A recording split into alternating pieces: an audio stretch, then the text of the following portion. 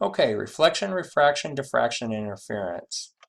So what is reflection? Well, it's when a wave strikes an object and bounces off. Notice you have an incident beam and a reflected beam. Also notice that the angle of incidence on this angle right here has to be equal to the angle of reflection. There's a couple of different types of reflection. There's specular reflection and diffuse reflection. This is obviously on a smooth surface and this is on rough surfaces. Specular reflection always ends up with a distinct object, whereas diffuse reflection ends up with many times not an object being able to be seen. So again, the law of reflection just states the angle of incidence equals the angle of reflection. Refraction is the bending of waves when passing from one medium to another. It's caused by a change in speed. Slower, more dense materials will cause light to bend toward the normal. Faster, less dense materials cause the light to bend away from the normal. So I have a little, okay, so I have a little simulation here I want you to look at. What causes the wave to actually bend? Look what happens whenever the wave front hits the medium. It hits it at an angle. So the wave has a different speed in this medium as it does in this medium. So since this side of the wave hits first, it slows down first, therefore bending the wave. And of course you do, this is a reflected wave. So some of the light will go into the pool and some of it will go out of will reflect off of the surface. Now notice also there's these indexes of refraction, and these are just numbers that help us understand the way an object is going to behave the way that medium is going to behave when light hits it. So for instance, if I move this down to water, you can see that the index of refraction of water is 1.33. The index of refraction of air is 1. I can also go with more of a, let's see here, a ray diagram instead of a wave. Ray diagrams, now notice what happens whenever I move this. Ray diagrams help us understand which way the ray is going to move. Let's see what happens whenever I move this to air. Notice it just goes straight, and there is no reflection. So you can change this a little bit around and get different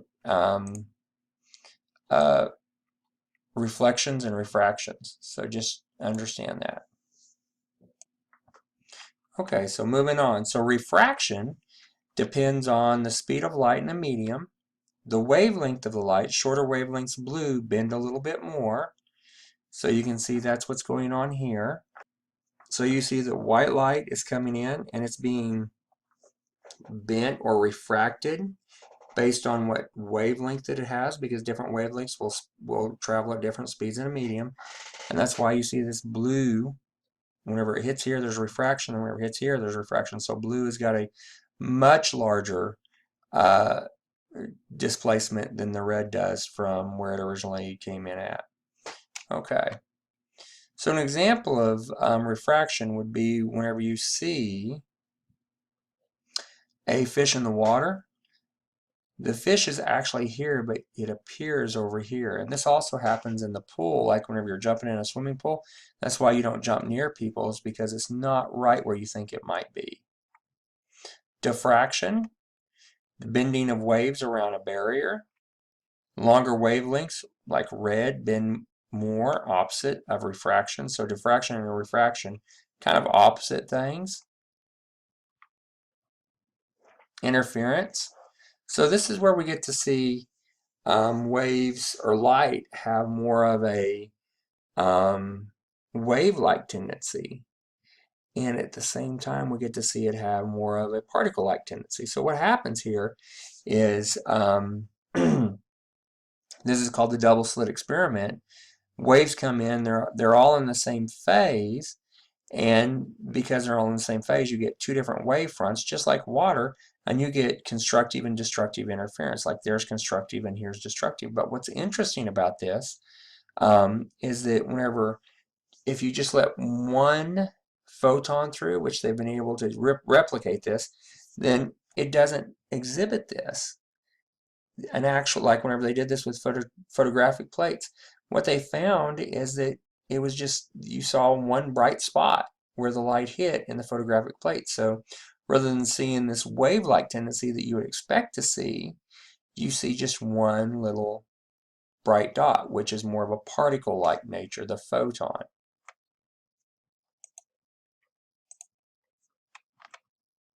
Okay, so let's talk about some applications of this. Fiber optics is just whenever you have total internal reflection. It's whenever light is reflected back into the denser medium.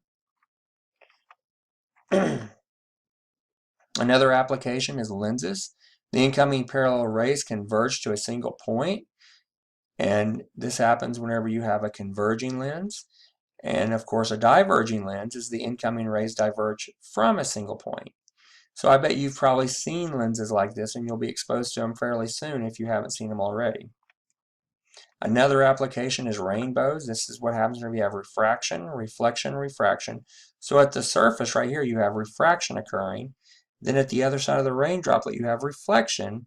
Then again at the surface, again, you have refraction, which is again just changing the ray, which way the ray is going based on different indices of refraction. Diffraction grating is glass or plastic made up of many tiny parallel slits. This may also be reflective. Spectroscopes, reflective rainbow stickers, or CD surfaces are all examples of diffraction gratings. Another example would be thin films or bubble and oil slicks. You get to see the interference patterns caused from double reflection. So you have reflection here and reflection here, and then you have constructive and destructive interference going on, and that's what creates all those cool little colors on there. So another cool application is blue sky and red sunsets. Molecules in the atmosphere scatter light rays. Shorter wavelengths like blue and violet are scattered more easily. So at noon, there's less atmosphere, less scattering. This gives us blue skies and a yellow sun. In the evening, there's more atmosphere the sunlight has to go through, more scattering, and therefore, because the blue gets scattered more easily, that leaves orange and red, and that's why we have an orange-red sky and sunset. Okay, well, thank you for watching this video, and I hope it helped you out.